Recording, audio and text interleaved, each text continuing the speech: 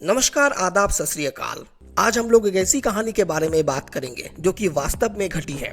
Enfield poltergeist modern history के सबसे मशहूर पैरानॉर्मल केसेस में से एक है, जो 1977 से 1979 के बीच लंदन के एनफील्ड इलाके में एक छोटे से घर में घटा।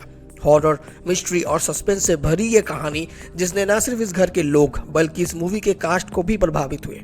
इस कहानी के सेंटर में है दो छोटी लड़कियां, जेनेट और मैग्रेट हडसन, उनकी माँ पेगी और कुछ ऐसे अनएक्सप्लेन इंसिडेंट जो सबको हैरान कर देने वाले थे। ये है एनफील्ड पोल्टरजिस्ट की पूरी कहानी, इसके शुरुआत से लेकर इसके डरावने अंजाम तक।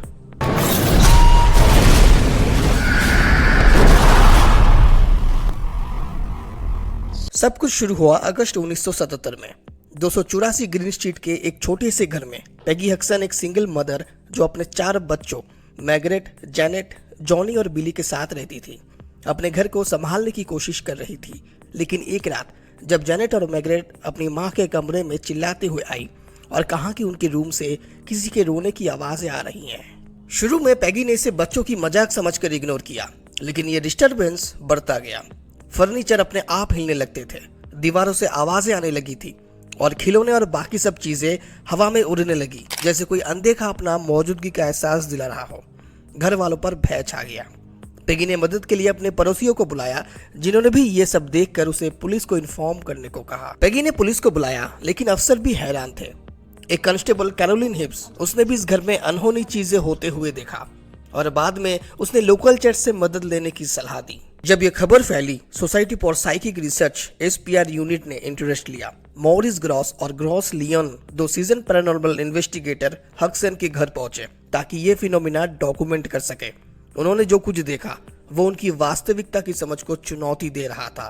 2 पैरानॉर्मल इन्वेस्टिगेटर ने जब इन्वेस्टिगेशन शुरू की तो उन्होंने ऐसा शॉकिंग इंसिडेंट देखा जो समझ से बाहर थे।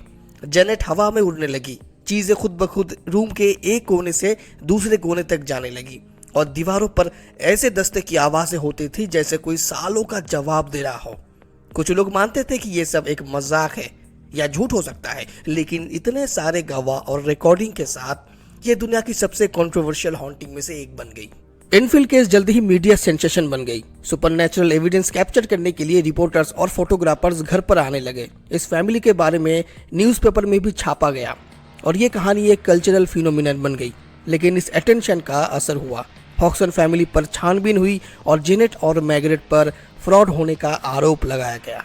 और ये सब दुविधा के साथ साथ घर पर अननेचुरल फिनोमिना जारी रही। विटनेसेस, जर्नलिस्ट और आसपास के पड़ोसी ने भी घर पर अनहोनी चीजें होते हुए देखा।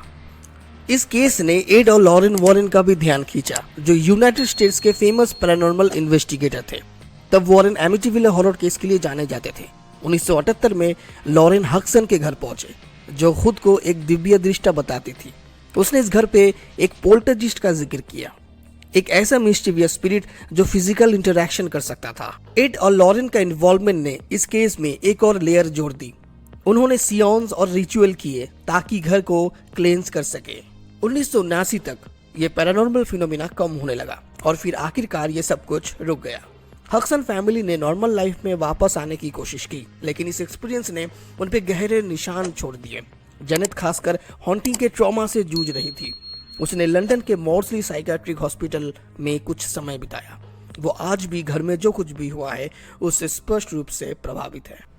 एनफील्ड पोल्टरजिस्ट ने न्यूमरस बुक्स, डॉक्यूमेंट्रीज और फिल्म्स को इंस्पायर किया है, जिसमें द कंजूरिंग 2 भी शामिल है। कुछ एक्टर्स जो हडसन फैमिली और इन्वेस्टिगेटर का रोल प्ले किए थे, उनकी अनसर्टेन तरीके से डेथ हो चुकी है, जैसे डोमिनिक ड्यून। डेना फ्रीलिंग का रोल प्ले किया था ओरिजिनल पोल्टरजिस्ट फिल्म में। 1982 में सिर्फ 22 साल की उम्र में अपने एक्स बॉयफ्रेंड के हाथों मर्डर हो गई।